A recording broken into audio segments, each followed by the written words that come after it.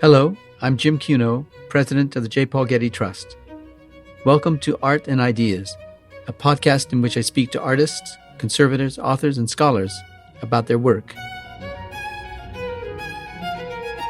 One of the hopes of this exhibition was really to try to enlist visitors' bodily experience in their understanding of these works of art that can sometimes seem a little bit like they live entirely in our heads, a little bit intellectualized.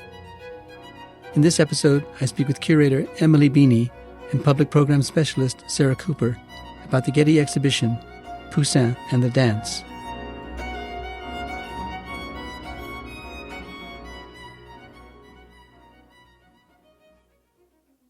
Nicolas Poussin is widely regarded as the most influential French painter of the 17th century. In the 1630s, he was recalled to Paris from Rome to serve as Louis XIII's first painter. A decade later, he returned to Rome, where he spent the rest of his life. In the 1630s, Poussin brought lessons learned from dance to bear on every aspect of his work. The exhibition Poussin and the Dance, organized by the Getty Museum and the National Gallery in London, is the first exhibition to explore the theme of dance in Poussin's work. I recently spoke with Emily Beanie, curator in charge of European paintings at the Fine Arts Museums of San Francisco, who curated the Getty presentation of Poussin and the Dance, and Sarah Cooper, public program specialist at the Getty, who co-curated the newly commissioned dance performances that accompany this exhibition. Our conversation took place in the exhibition galleries. Emily, Sarah, thank you so much for speaking with me today on this podcast episode. Emily, tell us about the origin of the exhibition Poussin and the Dance. Well, the exhibition really began with my dissertation research. I wrote a dissertation about Poussin's work in the context of 17th century French ballet, from the standpoint of patronage and iconography and theories of bodily expression. But from the beginning, I sort of imagined this research would eventually take the shape of an exhibition. I hoped, I dreamed, and I knew that the National Gallery in London would be the ideal partner because their collection contains really the greatest of the dancing pictures. Now, we say Poussin is the most influential painter of the 17th century, and yet I'd venture to guess that he's much less known to our museum-going visitors than, say, his Dutch, Belgian, and Italian contemporaries, Rembrandt, Rubens, and perhaps Caravaggio. Why is that? Why is he so little known compared to them? He is definitely much less well-known than figures like, Rembrandt, Caravaggio, my goodness. I think that has something to do with the kind of drama, immediacy, naturalism of artists like Caravaggio and Rembrandt. I think there's a way in which Poussin sometimes holds us a little bit more at arm's length. The slightly austere classicism, especially of his later work, and the extremely erudite and carefully worked out subject matter coming from Roman history or the Bible or classical literature can, I think, sometimes feel a little bit forbidding to general audiences. But, Poussin has really always been an artist's artist, revered by subsequent artists from Charles Lebrun down to Cézanne, down to Picasso. And so I think, of course, he has something to say to us today, since so many artists continue to be so interested in his work. Although Poussin was French, he principally painted in Rome. Why was that? Well, I think it's important to remember that Rome in the 1620s, at the time when Poussin arrives, is really, it's Paris in the 1890s, it's New York in the 1950s, it's sort of Los Angeles today. It's the beating heart of an international art scene. It was really sort of attracted in that case by the patronage of the papal court, but also by the incredible artistic riches that existed in the Eternal City. So classical antiquities, of course, treasures of Italian Renaissance painting, and also an international community that existed there, including many artists from Northern Europe, as well as an important population of Italian artists.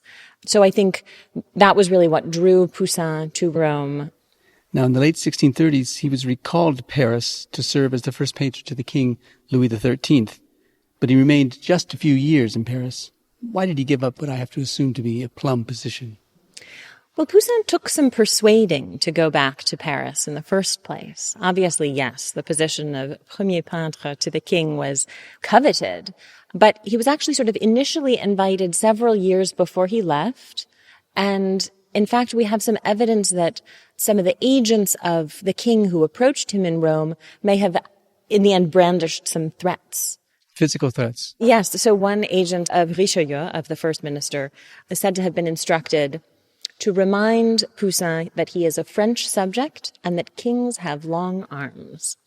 So it's possible that he comes back to Paris somewhat reluctantly to begin with. And I think that he finds the job that awaits him there really ill-suited to his talents. It's basically a managerial position. He's supposed to operate an enormous workshop that will decorate the Grande Galerie of the Louvre, a huge campaign of decorative painting that will turn out gigantic altarpiece after gigantic altarpiece. And he's also expected to navigate the complicated political landscape of the French court. On top of all of this, all of these sort of unaccustomed managerial tasks for an artist who isn't accustomed to working with a very large team, he is deprived of the pleasures of life in Rome, day-to-day contact with classical antiquity, opportunities to study the work of Raphael. I think it's important to remember that Paris in 1640 is not a very pleasant place to live. You know, it's a bit of a city of frozen mud. And it's quite telling, I think, that Poussin doesn't relocate his wife, Anne-Marie, when he comes to Paris. And his pretext for leaving is that he's going to go and retrieve her from Rome and return to Paris. But of course, then he never does. And then Richelieu dies, and then Louis XIII dies, and then nobody is banging down his door to come back to Paris. Who were his principal patrons? And I assume they lived principally in Rome, these patrons. So this is quite interesting. When he first arrives in Italy, certainly Cassiano dal Pozzo is his most important patron, and in many ways remains his most important patron/intellectual interlocutor. Tell us about him. So Cassiano dal Pozzo, he's a learned antiquarian and natural scientist. He's a correspondent of Galileo, as well as many other intellectual luminaries of the 17th century. But he's really best remembered for amassing what's called the Museo Cartaceo, the paper museum, which was a kind of collection of over 10,000 prints and drawings that comprised a kind of visual encyclopedia, basically, of classical antiquity. It contained a lot of images after antique fragments, antique statues, surviving oil lamps and tripods and things like this, but also after botanical specimens, zoological specimens, geological specimens. It really was a kind of visual encyclopedia of the period, an extraordinary sort of achievement. And Poussin contributed to the paper museum. He made drawings for it. But also as a friend of Cassiano and recipient of his patronage, he had access to it as a resource to consult in creating his own compositions, his own imaginings of classical antiquity. So Cassiano dal Pozzo remains a really important patron for Poussin right up until Cassiano's death in 1657. But I would say that in the second half of Poussin's career, after his time in Paris, two of his most important patrons are French, and he does have sort of a community of French collectors who are very interested in his work during the second half of his career. Foremost among them are Paul Fréard de Chanteloup, for whom he paints his second set of the Seven Sacraments and many other wonderful pictures. And then Jean Pointel, a Lyonnais silk merchant, very, very wealthy guy, who's a patron of most of Poussin's great landscapes in the second half of his career. So I think this community of enlightened patrons really allows Poussin in the second half of his career a luxury that few 17th century artists enjoyed, which is to say that he could paint almost whatever he wanted, almost however he wanted, and they would just buy it. I mean, nobody gets to do that. How did he live in Rome? Under what circumstances did he live? His first years in Rome are pretty hard scrabble. We know that he has a series of different roommates, perhaps most important among them the Flemish sculptor François Duquesnoy, who's a close friend. They spend a lot of time sort of crawling over the ruins and remnants of ancient Rome together, measuring statues, making sketches. We also know that they copy after Titian's bacchanals together, both in oil paint and in clay, which Duquesnoy seems to have taught Poussin how to model. But those early years seem to be quite hard scrabble. He also apparently contracted the male di Francia, syphilis, in those early years and almost died of it. Around 1629, his illness seems to have reached a kind of crisis point, and he survived only thanks to the help and care that he receives from his neighbor, a fellow French expatriate called Jacques Duguay. And Poussin actually ends up marrying Duguay's daughter, Anne-Marie Duguay, in the fall of 1630. And the dowry that comes along with her in their marriage allows Poussin to kind of settle down. It allows him to purchase a lifetime lease on a little house in the Via Paolina that I think underwrites the kind of stability of his career and his life thereafter. And I think that one of the ways in which this shows up in his work is that it's around the same moment that he switches to using more expensive colors. So the work from the 1620s is often painted with inexpensive earth colors that have grown transparent over time, leading to a kind of darkened appearance in his pictures, that we're actually seeing through the thin layers of inexpensive paint to the red ground that he used to prepare his canvases.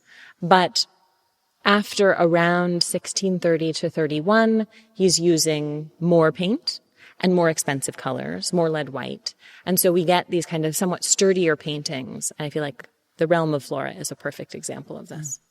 Emily, you say that Poussin is remembered today as the father of French classicism, a serious painter, more revered perhaps than loved, you said, in the catalogue, known for learning and stoic self-restraint. Why was that? And what are the stylistic and iconographic characters of his work?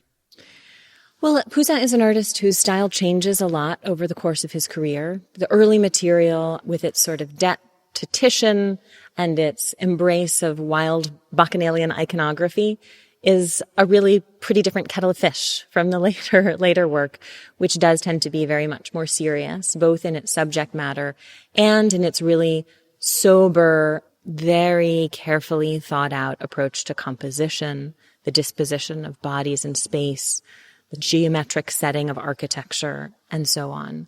I think we have, in a sense, a kind of growing seriousness over the course of Poussin's career. And in terms of the kind of label of stoic or stoicism that's sometimes associated with his work, this has to do with his choice of subject in the second half of his career, this interest that he describes in a famous letter to Chanteloup, to one of his French patrons, in portraying the tricks of fortune, the terrible things that can befall people in the course of human life, partly in order to encourage people to endure, to encourage a kind of forbearance. There is, I think, a desire, especially increasingly in the second half of his career, to use painting as some kind of mode of moral instruction. Well, you and your curatorial colleague, Francesca Whitlam Cooper, curator of the National Gallery London, have focused in this exhibition on Poussin and the dance. How does that tell us more about Poussin? Well, I think even in the early stages of the dissertation, I was imagining that this group of dancing pictures would make a wonderful exhibition. And I think Francesca really agreed that this could be a more inviting way into the world of Poussin, an artist whom we sometimes do think of as rather difficult or austere or remote, an artist whose work maybe doesn't seem like it's for everyone.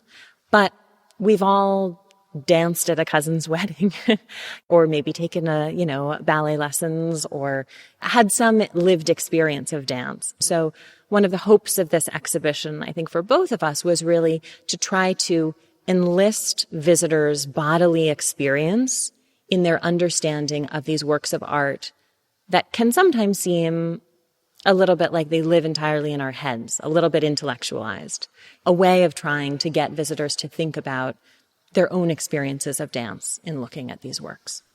Well, let's get to the dance. Tell us about this painting, The Realm of Flora, from Dresden, 1630 to 1631. Oh my goodness, this is such a beautiful painting. First of all, it's radiant with golden light. Yes. So we're just thrilled to be able to really begin the exhibition with this work. It's one of the few works from Poussin's early career that can be dated with some precision.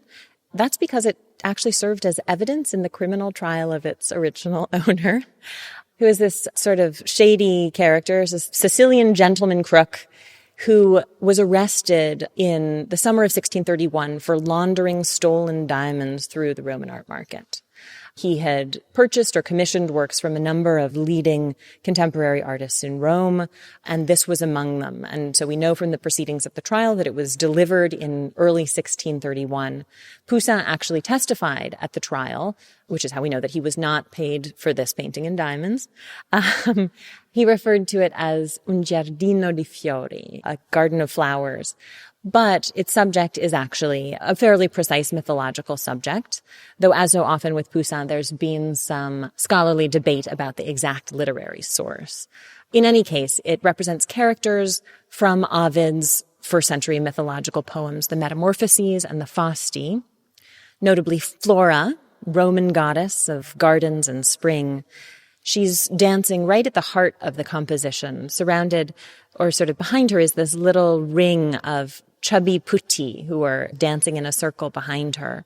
And then she's surrounded by this human garden, characters from the Metamorphoses, from the Fausti, who are mortals transformed in death into flowers of different kinds. Moving across the canvas from left to right, we see Ajax, the mad warrior who commits suicide, falling on the sword of Achilles. And there's a carnation actually bursting into bloom from the hilt of the sword. Next to him, we see kneeling and gazing at his own reflection in this vase of clear water is the vain youth Narcissus, who of course gives his name to narcissism, who will drown because he's so besotted with his own reflection. But blooming at his knee is this bouquet of narcissus blossoms. Behind Narcissus is Clytie, who is a mortal who falls in love with the sun god Apollo. We can see that she's sort of shading her eyes from the chariot of Apollo. He rides through the heavens above, surrounded by the wheel of the zodiac in his golden chariot. But next to Clytie is a basket of sunflowers. This is sort of an interesting touch. More common for the representation of Clytie would have been to represent her with heliotrope.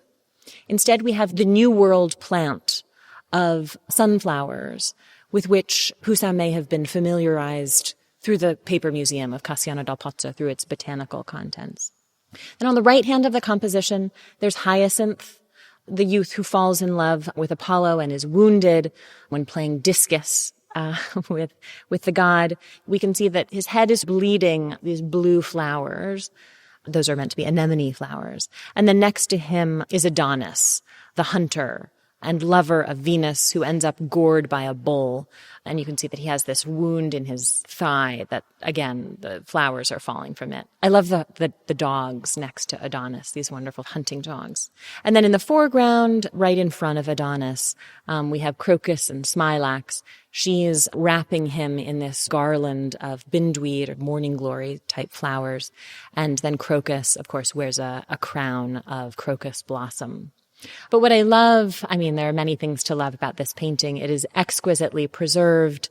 We can see lots of different modes of handling, these little bright licks of color that describe the petals scattered by Flora, or the ridge of the ribbon that encircles her and that seems to sort of float on the breeze created by her dance. And then there are these extraordinarily free areas, much looser brushwork, as in the kind of golden drapery over the lap of Smilax, or this wonderful flowering trellis that encircles the scene, parts of which almost look like an impressionist painting. The handling is so cursory and free. It's really just a magical thing to have in the gallery. Well, let's walk over to see the Adoration of the Golden Calf, another extraordinary painting by Poussin. So this painting is the only one of the dancing pictures with a subject taken from the Bible. It portrays a scene from the book of Exodus, this moment when the Israelites who have been wandering in the desert feel sort of abandoned by their leader Moses, who has gone off to Mount Sinai to commune with God, to receive the Ten Commandments. And in his absence, they decide to fashion an idol for them to worship. So they melt down their jewelry, they forge this golden calf, and Poussin figures the worship, the idolatrous worship of this golden idol as a dance. We have this joyous round or ring or chain of dancers in the left foreground of the composition that really looks very much kind of like a bacchanalian dance going on at the foot of this sculpture that interestingly represents not really a golden calf, but a golden bull. And this may have had something to do with the patron of this picture, Amedeo dal Pazzo, who's a cousin of Cassiano's.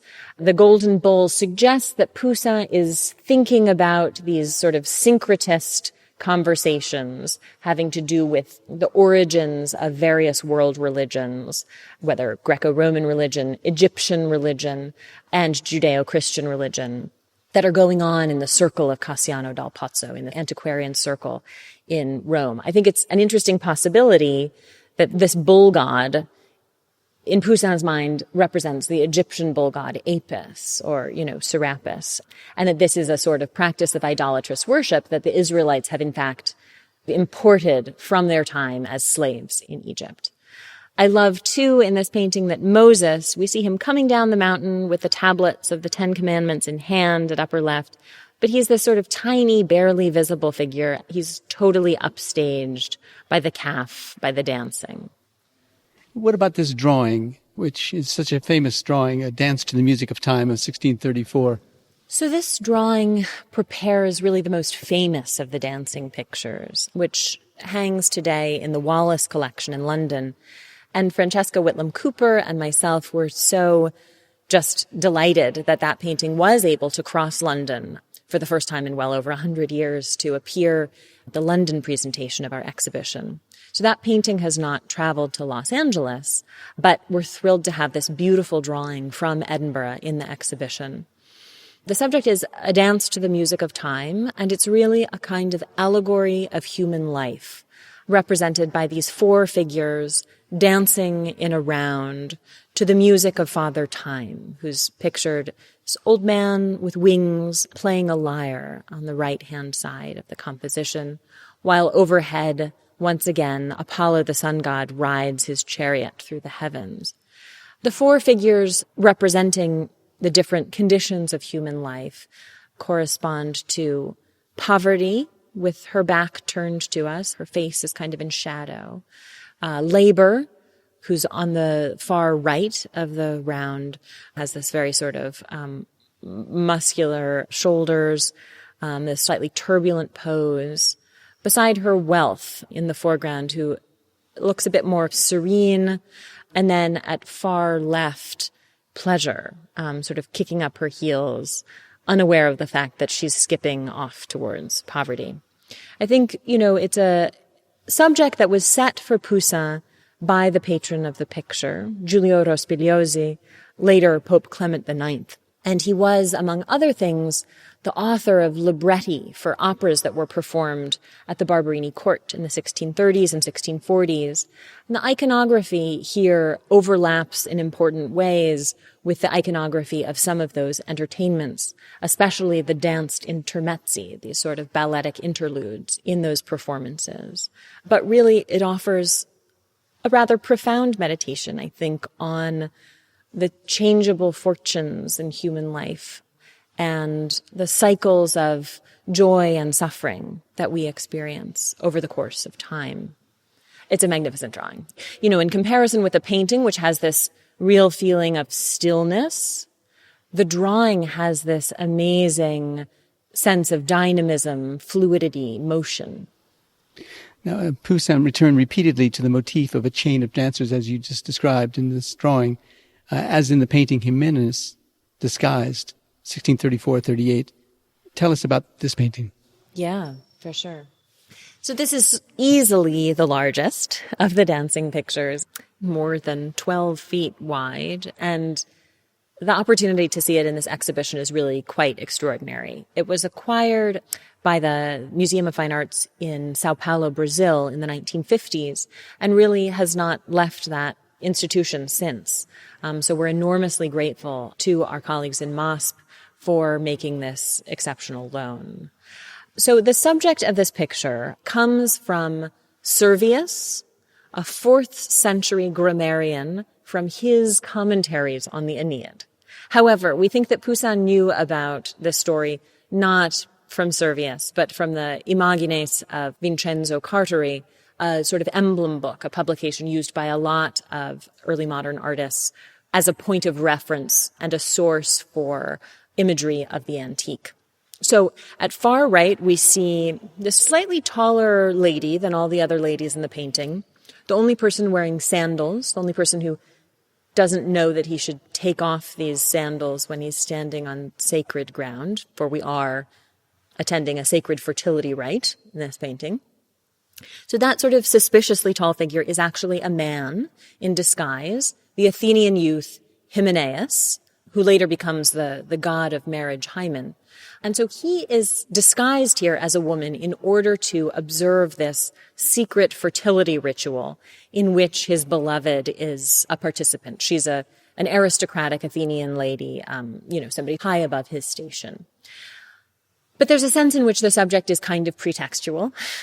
Really, this is a grand decoration with this beautiful braid of interlacing figures, these dancers, these musicians, arrayed in front of this elaborate topiary architecture with the garlands of flowers kind of distributed everywhere across the scene. It's a magnificent thing, just in terms of its design, in terms of its dynamism, in terms of its scale. And the enormous scale really has to do with the commission for which it was produced, which was for the Buen Retiro Palace of Philip IV of Spain, this pleasure palace built in the 1630s on the outskirts of Madrid and filled very quickly with a huge number of paintings, 800 pictures in all purchased to decorate it. Sarah, you had some thoughts about this painting. One of the choreographers that we engaged for the dance films looked at this picture in particular, and that's Ana Maria Alvarez. And what she creates in her film almost is a similar scene, a private ritual being performed by women. And we are sort of the onlookers into these moments that are shared by a group of women dancing amongst the landscape. They're all wearing these really rich earth-toned fabrics, moving throughout the wind, and they're all sort of moving very unself-consciously. So you feel like there is this mystery of ritual happening in her scene. It's just one of the many aspects from Poussin that Ana Maria manages to blend into her film. But also what comes to the fore at the end of her film is all the women join hands and form a ring. And that's the theme that we see in this section of paintings, and particularly here with the braided hand-holding amongst these dancers. That reference was something that Ana Maria really found resonance with and recognized it as a form in Latin dance. And that connected to her own background as this sort of common uniting form of dance. Emily, this is the place in the exhibition where we're confronted by these carved marble objects of large vase-like form over here and a relief on the wall over there. Tell us about these and about what role these played in the career of Poussin, or in stimulating work by Poussin. Well, we're very fortunate to be able to display two of the antiquities where Poussin really found this theme of dance frozen in time. I think the reason he begins to paint his own scenes of dance and dancers is that he admires the way that these antique dances are captured in relief sculpture surviving from Greece, from Rome. So this example is the Borghese dancers, which we think dates from the 2nd century. It's a Roman work, and it portrays 5 figures interspersed with these sort of fluted columns. So they're in a kind of rhythmic procession of bodies, each one's garments slightly different, but their clothing seems to flutter in this breeze, suggesting the way in which they're moving. I should also maybe point out that the heads are not original in this sculpture, but they are the heads that Poussin would have seen on these figures. They were probably assigned to them by an early modern restorer before Poussin's time. In Poussin's time, this work would have been on view as an overdoor decoration at the Villa Borghese, which is where he would have gone to study it, no doubt to draw, perhaps even to clamber up somehow and measure the proportions of the figures. And this sort of rhythmic pattern of figures with arms outstretched, with fluttering garments, it finds echoes everywhere in the dancing pictures. What about the great big vase that comes to us from the Louvre? This is such a magnificent object, and I am just so honored and delighted that we're able to present it in the galleries. I think Poussin would have been thrilled if he could have known that his own paintings would one day hang opposite this magnificent sculpture. It's a monumental object. Sitting on its pedestal, it's certainly taller than I am.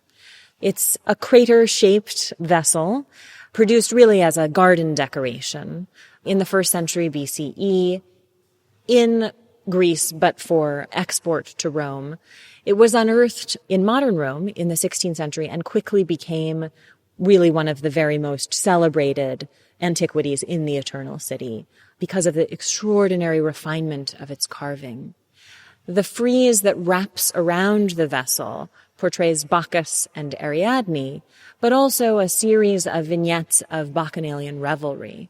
So figures dancing and kicking up their heels, slumped in drunken stupor. There's a darling little panther sort of gnawing on a tyrcis. There's a discarded wine cup.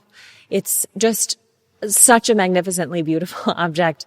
And really, the more you look, the more details you find. And I think in the context of the exhibition, the more we go back and forth between Poussin's pictures and this beautiful crater, the more we see that he lifted individual motifs for so many of his paintings from this specific object. It's so interesting. I think that the dance can serve multiple cultural purposes, metaphorical, historical, biblical, mythological, that it isn't kept within one frame of reference. Yeah. Thinking about the different ways in which Poussin uses dance in his pictures, for me to consider the fact that the Bacchanalian Revel before a term, displayed on this wall over here, a wonderful picture from the National Gallery, and the Adoration of the Golden Calf, those two pictures recycle the same choreography. So the configuration of dancers is identical in those two pictures, but simply flipped. And the subjects of those two paintings are very different. The Bacchanalian Revel is this sort of innocent, joyous, pagan, maybe innocent is an exaggeration, but a joyous pagan occasion. Everyone's just sort of drunk and having a good time. It's a dance in honor of the woodland god Pan. He's the one with the sort of horned herm, the sculpture at the right of that composition. But then Poussin flips that exact same dance and gives it a different context within this story from the book of Exodus, this story that's about a grievous sin, a story that's about the Israelites' idolatrous worship, this ultimate violation of their pact with God. And exactly the same dance can have a totally different meaning. Now, you note in the catalog for the exhibition that dance as a subject disappears from paintings painted in the 1640s, the years of Poussin's maturity. Why did that happen? That's a wonderful question, and I'm not sure we have an answer to it. There is maybe a little bit of a sense that as he progresses through the series of pictures for Richelieu, that he's getting a little bit sick of it. You call it a signature genre. Yeah, maybe he's getting a little tired of it as a signature genre. I mean, in a very short span, he paints the gigantic picture for the Buen Retiro. Then he paints all of these high-stress works for Richelieu, who's maybe a kind of scary guy to work for. There's a sense that he maybe doesn't quite finish the Triumph of Silenus, only parts of which appear to have been carried to his customary degree of finish. And then at the end of the 1630s, he starts working on the first of his famous series of the Seven Sacraments, painted for Cassiano dal Pozzo. And I think he finds that work so intellectually absorbing and rewarding that it really takes him off in a different direction. I think his return from Paris is a moment of real self-understanding, a real moment of clarity of what he wants to achieve as a painter, that he's maybe ready to step away from official honors in order to pursue avenues of exploration in his art that don't have to do with decorating grand spaces, but that have to do with exploring moral and philosophical questions, large questions in his art. And maybe dance feels a little bit frivolous to him for that reason at that moment. What about this painting, Rape of the Sabine Women by Poussin? So This is obviously not a painting of dancing. It's an extraordinarily violent scene, an episode from early Roman history, as recounted by Plutarch and Livy. At left, in red, we see the figure of Romulus, the first king of Rome. He and his men have decided basically to kidnap the women of the neighboring Sabine tribe in order to bear their children and furnish future generations of Romans. It's really the sort of the original sin of Roman civilization, in a way. So we see here the moment when Romulus lifts his cloak in a signal to his troops, and they sort of set upon the Sabines, who had been invited to attend a festival as a kind of pretext to lure them to Rome. This picture, though, presents this very violent episode in a kind of rhythmic frieze of rhyming poses. So we have the matching angles of the arms of the Sabine women as they reach upward and to the right in the gestures of distress.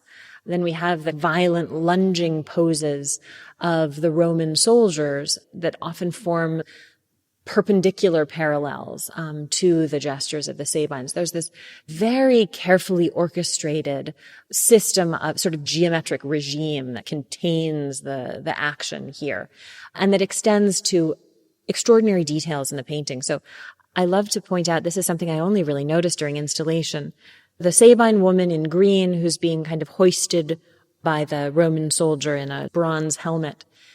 Her hair is bound with this ribbon that ripples off and to the right, and the little fringes that terminate that ribbon perfectly match the angle of her fingers as they're extended in this gesture. So it's just a feeling that no detail in this picture is forgotten, and no detail is exempt from this, very carefully thought out, frieze-like formal system of organizing the violence that's portrayed. To me, it's very interesting that this picture was painted for a French patron, Charles de Créqui, Duc de Lesdiguières and Maréchal de France. He was a celebrated general and courtier, and he commissioned this picture during his posting to Rome as French ambassador to the Holy See. But an interesting detail that emerged in my dissertation research about Créqui is that, as well as being a soldier and a diplomat, he was actually a ballet dancer. Like many members of his social class in the period, he danced in ballets performed during the carnival season at the court of Louis XIII. And in the period, ballet training, along with dressage, along with fencing, was a sort of standard part of a French nobleman's physical education, closely entwined really with military training. And I think that's really interesting to think about in terms of the famously dance-like or balletic quality of this painting. Scholars have always compared this painting to a piece of choreography, to a ballet, to a staged performance. And I think it's interesting to think about the fact that, it was painted for a ballet dancer. Tell us about the role of wax figurines in Poussin's working methods and what we're looking at now. So Poussin seems to have really learned to model three-dimensional forms from his friend and roommate, the sculptor François Duquesnoy, right at the beginning of his time in Rome. And he ends up incorporating this sculptural practice into his method for composing his pictures in a pretty systematic way. We have several contemporary accounts that tell us he used wax softened in the palm of his hand to sculpt small figures that he would dress with little scraps of cloth and arrange in a kind of box, a diorama, a toy theater, with specially designed openings on the sides to admit light, a little hole cut into the front so he could peer in at his composition. And that's how he would make his compositional drawings. I think knowing about this device, knowing about his use of wax figurines, goes a long way to explaining what a lot of his compositional drawings look like. These sort of schematic arrangements of figures with blank, ovoid faces that are dramatically lit and sort of whose forms are carefully described with washes of shadow. Sarah, I understand that one of the dancers, choreographers, particularly responded to this painting by Poussin, the abduction of the Sabine women or the rape of the Sabine women we were talking about earlier. How did this happen? Yes, Chris Emile, who we reached out to for this project. We sat down with him, and Emily and I went through a slideshow of all the pictures of the exhibition and hoped that he would find inspiration from some of these moments. And he was really drawn to this story of the Sabines. And he actually went online and tried to do some research and find out more about who the Sabine people were, and really could find nothing about who they were, what their culture was, beyond this narrative of their moment of being under siege by the Roman conquerors. So this really inspired Chris to create a film, a piece of dance that reimagined who the Sabines were, just to acknowledge them as people, as he very astutely noted that throughout history, many groups that are colonized are often only remembered in history for their trauma. And he really wanted to give life to them before the moment of capture, and show them as a group of people with complex emotions, with complex experiences, with their own identities. And what really emerged in his film were these moments of tenderness between the Sabines, moments of fierceness, moments of shared sorrow. And what he does is he looks at the composition of the painting as well and incorporates this into the choreography. This sort of matrix of diagonals and intersecting figures, these sort of echoing patterns of lines are something that Chris echoes in the couples that he programs into his choreography. He identifies two couples dancing with each other, but instead of in its moment of seizure, his Sabines are sort of intermixing with abandon and celebrating each other and showing agency over their own bodies, their own minds, and their own moments. Chris also really did an incredible job of looking at the textures of the textiles and the color palette in this image, and he builds these costumes that are a perfect blend of this classical, ancient garments, but with all these details taken from contemporary streetwear, and it really dislodges his Sabines from any particular moment of time. They feel both in the future and in the past. Now, Sarah, you're the Getty's public program specialist. The two of you, Emily and Sarah, introduced videos of actual contemporary dancers into the installation of the exhibition. What does that tell us about Poussin and his paintings, that the dancers are represented in the exhibition?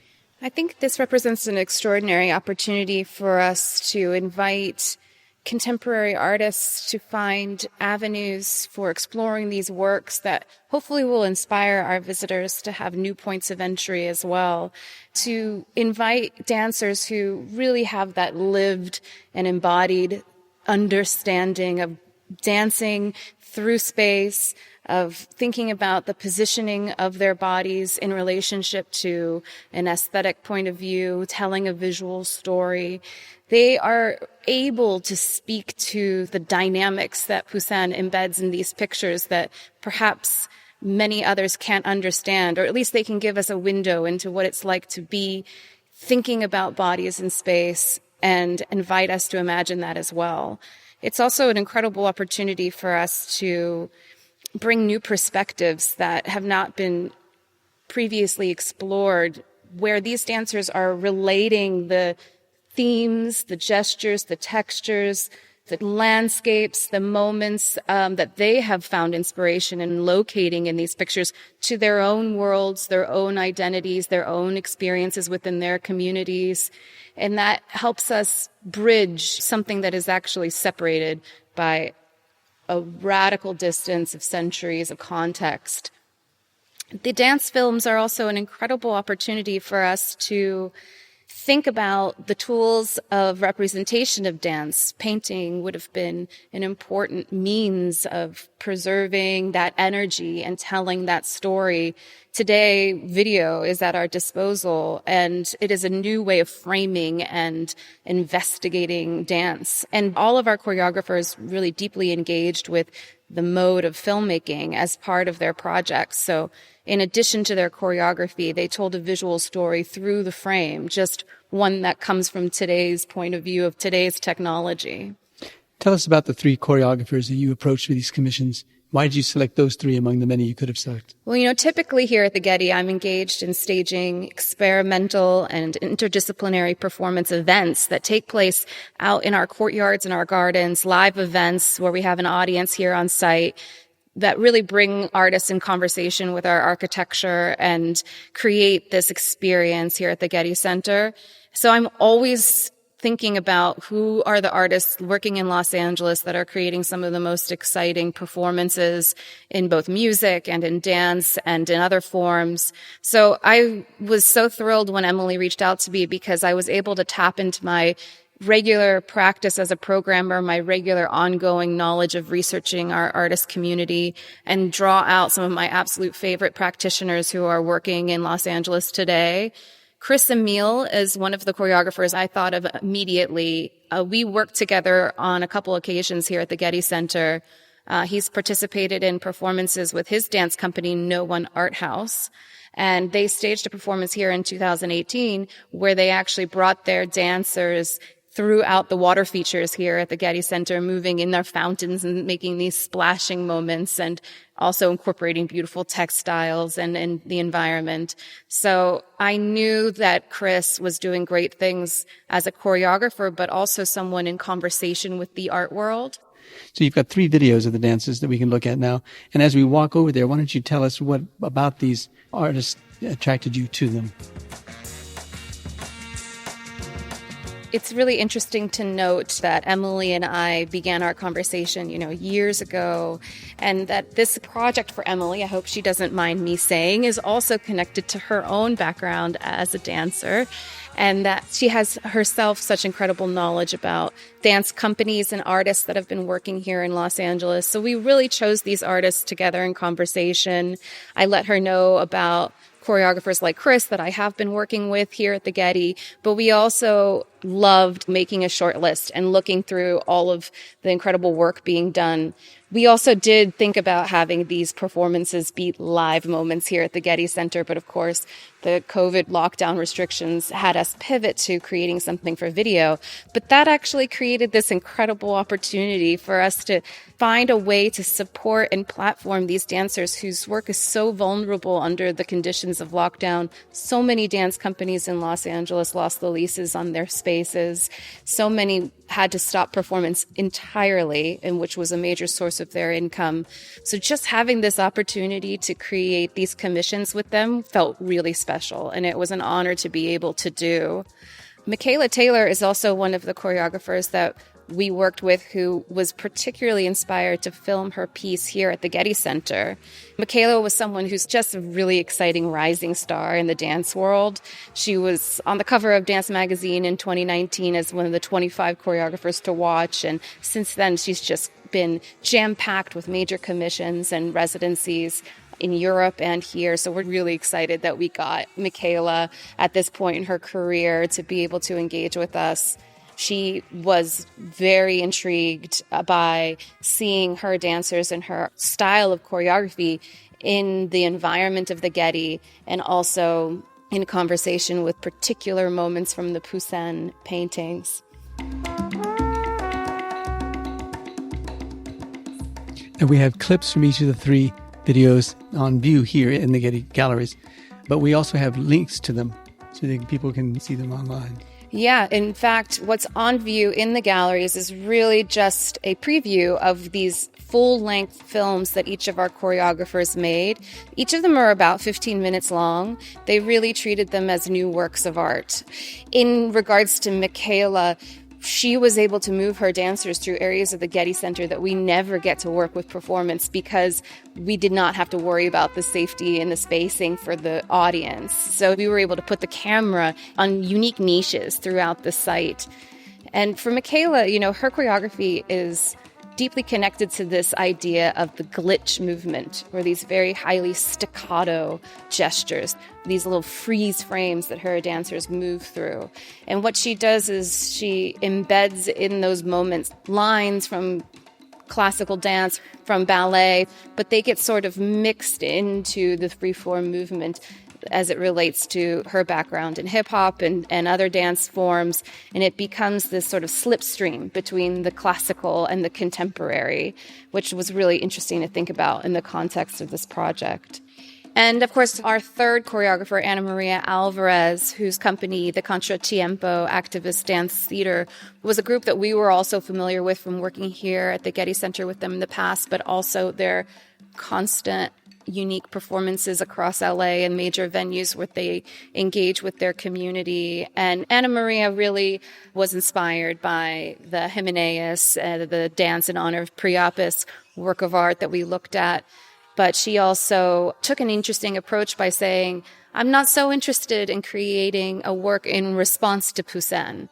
So she said what she's interested in her work as a conversation with Poussin. She really saw herself as reaching out to him as two artists in conversation as equals.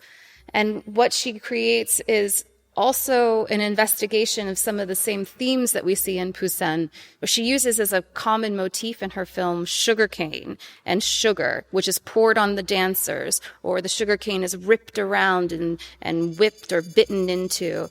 And it was a meditation on this substance, sugar, this delicious and indulgent element that is also harmful or not great for our bodies. And this is a preoccupation that fascinated Ana Maria, that she also saw in this meditation on the revelry and the drunkenness that Poussin explores in his pictures of Bacchanalia. And what about the music we're hearing with these videos? Each of our choreographers reached out to their own creative networks and brought on composers to create original soundtracks for each of their films. For Ana Maria, she worked with Anais Maviel, who also did bring in an ensemble of musicians to create this work. Chris Emile worked with an ensemble of composers, including Akua and Bapari, Anthony Colonico, Keen Nwende, and Alex Talon. And Michaela Taylor worked with the composer Shockey. And that's the one we're hearing now. This body, formed for your enjoyment. Well, thank you, Sarah, and thank you, Emily, for bringing Poussin and the dance together in this exhibition in new, surprising, and revealing ways. It's an extraordinary exhibition. We thank you very much. Thanks so much for having us. Thank you. Intensifies the stillness.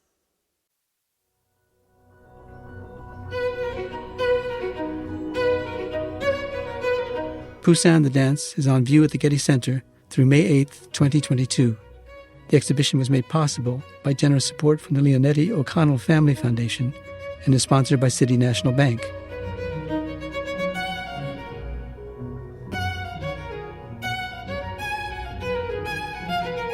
This episode was produced by Karen Fritchie, with audio production by Gideon Brower and mixing by Mike Dodge Weitzkopf. Our theme music comes from the Dharma at Big Sur, composed by John Adams for the opening of the Walt Disney Concert Hall in Los Angeles in 2003, and is licensed with permission from Hendon Music. Look for new episodes of Art and Ideas every other Wednesday. Subscribe on Apple Podcasts, Spotify, and other podcast platforms. For photos, transcripts, and other resources, visit getty.edu/podcasts. And if you have a question or an idea for an upcoming episode, write to us at podcasts@getty.edu. Thanks for listening.